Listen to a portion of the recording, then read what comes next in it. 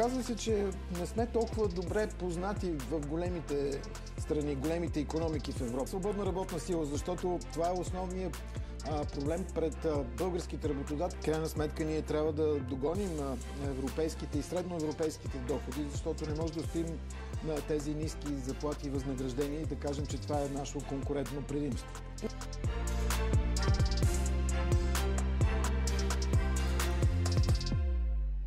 Но има още нещо за парите, за което не се говори. И още ли има? Марадона, един от най-успешните футболисти за времето си, обвит в слава и лукс. Та на него са му подарили дори цивилен танк. Танк? Да, танк. И щом ти подарят танк, значи си успял, нали? Но след смъртта на Марадона в края на 2020, семейството му разбира, че не е точно така. Той остава едва 500 000, което не ме разбирай грешно. Не е никак малко. Не. Не, за нас не е. Но също така е оставил и дълг от 39 милиона неплатени данъци към италианското правителство. Човек, който е правил приблизително по 10 милиона годишно. Майк Тайсън, който е правил средно по 7,5 милиона на матч, е обявил несъстоятелност през 2003 година с дълг от 23 милиона долара. 23 милиона дълг? Човек, който е изкарвал през кариерата си над 300 милиона. Ей как? Но това са просто примери и статистики. Че кой вярва в статистики? Права си. Нека направим нещата малко по-различно. Какво са парите за теб? Нали ма пита вече? Струва ли ти се, че в момента, в който ги имаш, и те почти мигновенно изчезват? Като онова с Snapchat? Да.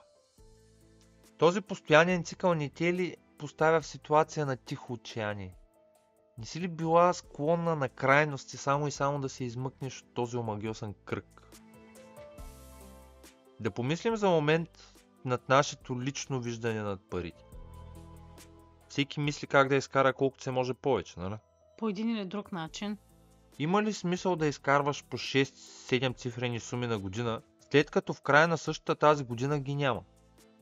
Как някой изкарва по 10 милиона и не са им достатъчни, а аз и ти успяваме с 20-30 хиляди годишно да водим някакъв нормален начин на живота? Чак пак нормален. Къде се губи връзката? Какво ще кажеш? Искаш ли да отговорим на този въпрос? Айде, пак се почна. Какви чувства пробужда в теб думата пари? Зависи. Кара ли те да се чувстваш неудобно или изнервена?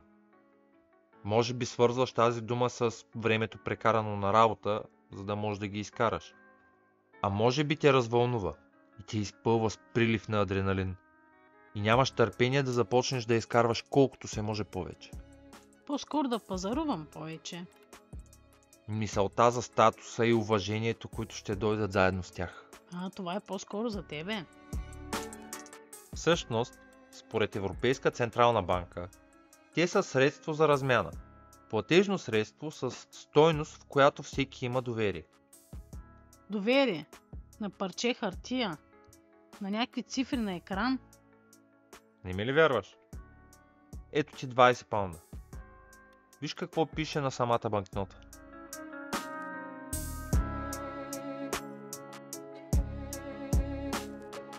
Всъщност финансовата и банковата система са доста дълга история, за която ще говорим някой друг път.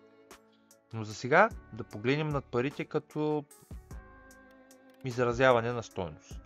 Например, даваш определена сума за нещо, което смяташ, че струва толкова. Например, един хляб струва 1 лев. Естествено, цената няма да е определена от нас. Тя ще бъде определена от пазара на тестени изделия, например. Повечето хора придават морална стойност на парите. Човешката природа е, когато видим някой по-успял от нас, първо да си мислим, той е измамил някого. С далавери и връзки докъде се стига.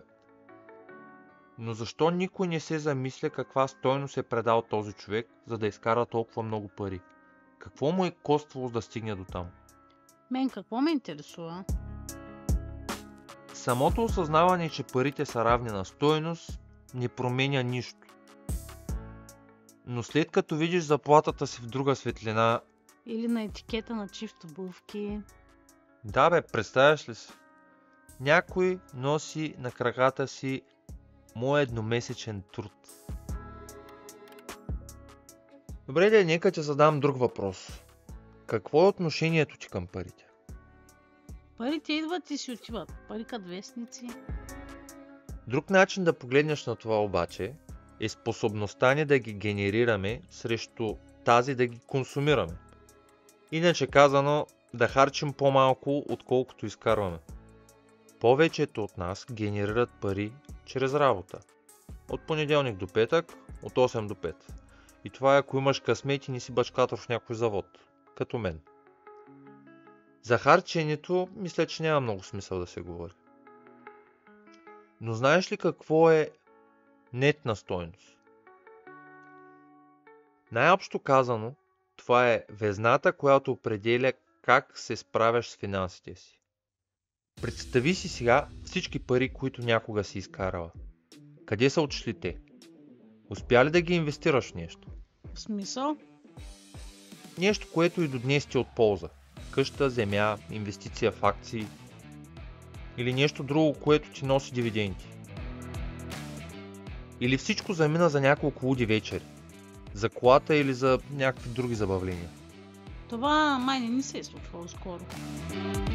А забавленията? Да. Обаче, например, покупка на земеделска земя, това е актив, защото твоите пари са все още твои пари, макар и под друга форма. Пасив е точно обратно. Като погледнеш ежедневието си, според теб къде е проблема? Това колко изкарваш или в това колко харчиш? Или може би и двете?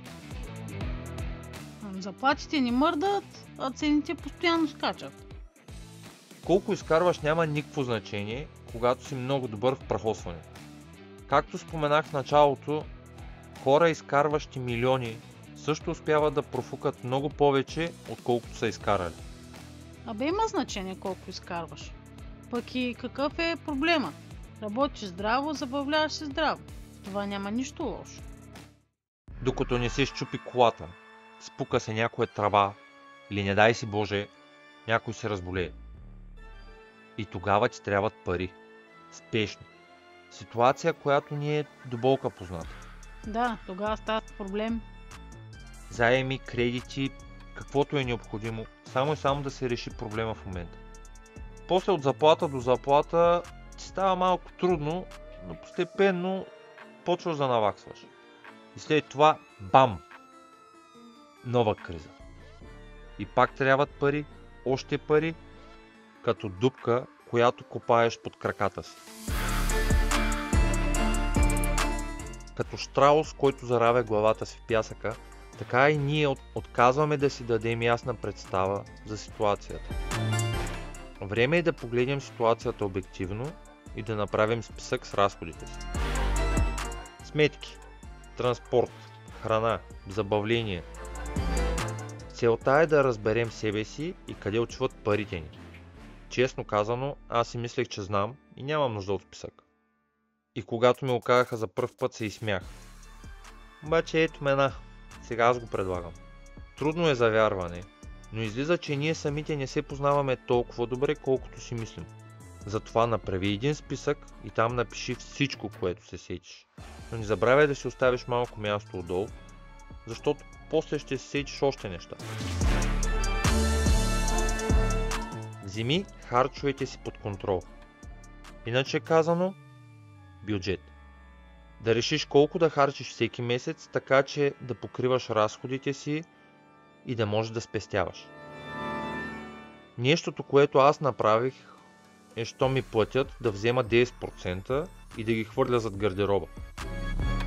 Достатъчно неудобно да ги вземеш, ако се изкушиш за нещо, и достатъчно удобно за достигане, щом стане нещо спешно. Това се нарича да платиш първо на себе си. Или поне за мен е така. Друго много важно е да спазваш това и да не позволяваш изкушенията да вземат надмощие над теб. Първия месец ще е много трудно да се придържаш към определения бюджет. Това обаче е критична стъпка, защото сега знаеш колко пари ти трябват за месец, за да оцеляваш. Знам, че звучи страшно и гадно, но довери ми се, от тук нататък ще става по-лесно. Определяне на фонд за спешни случаи. След като си сметнал кой е абсолютният минимум за оцеляване, е време да вземем тази цифра и да я умножим по 3. Звучи невероятно, но след като събереш пари за 2 месеца ти става някак по... Спокойно. Да. Няма да те лъжа, това никак не е лесно, но знаеш ли кое също не е лесно? Да знаеш, че всеки непредвиден разход може да издълбае дупката около тебе все повече и повече. Но защо винаги нещо ни кара да искаме онези неща? Да си вземеш още един чифт обувки. Да, или пък, например, новия телефон, въпреки че сегашния ми си работи много добре. И все пак предпочитам това, вместо да спестя тези пари за нещо по-важно. Много може да говорим за човешката психология. Особено в днешното материално общество, сякаш всичко се мери с придобивките на околните. Те си купуват новия телефон, купуваш го и ти. Ти отиваш на почивка, те отиват на почивка в чужбина. Те си купуват нова 15 годишна кола, ти си купуваш 12. Ти обновяваш апартамента, а те си купуват вила. Вечната надпревара. Особено в социалните мрежи. Значи, ако всички снимки в Инстаграм бяха реални, светът щеше да е едно доста по-добро място. Не ме разбирай погрешно, нямам нищо против това и техния начин на живот. Но няма особен смисъл, ако е просто заради хорското мнение. Крайна сметка, кое е по-важно? Да имаш пари или да изглежда, че имаш пари? Целта е да си богат, не да изглеждаш богат. Това е модела на предприемача. В родната действителност това започва предимно в така наречения сив сектор. Това са Байван механика, Митко плочкаджията и ония дед правеше покривите. Всички познаваме по един такъв. Много от тях си остават в сивия сектор, частното след работа. Следващата стъпка е това да стане фирма. Когато търсенето на услугата или по-скоро качеството на тази услуга нарасне до степен, в която вече не можеш да се справяш сам, Байван става средно голям сервис. Последствие става верига от сервизи с автодиагностика. Това определено не е за всеки. Да, но това е предприемаческия модел, но той не е единствения модел. Нека направим кратък списък на възможностите. В общи линии разгледахме какво е предприемаческия модел предния път. Пропуснахме някои неща, като как е най-лесно да разработиш в голям мащаб бизнеса си, кои са секторите, които най-лесно се развиват при нас. Но към всичко това може да се върнем някой друг път. Училище. Една дума, толкова смесени чувства. Кажи, не ти ли липсва? На момент ми липсва. А мислиш ли, че нашите учители ни подготвиха за живота след като завършим? Определено не са. Поне в университета нещата ще са по-различни. Нали?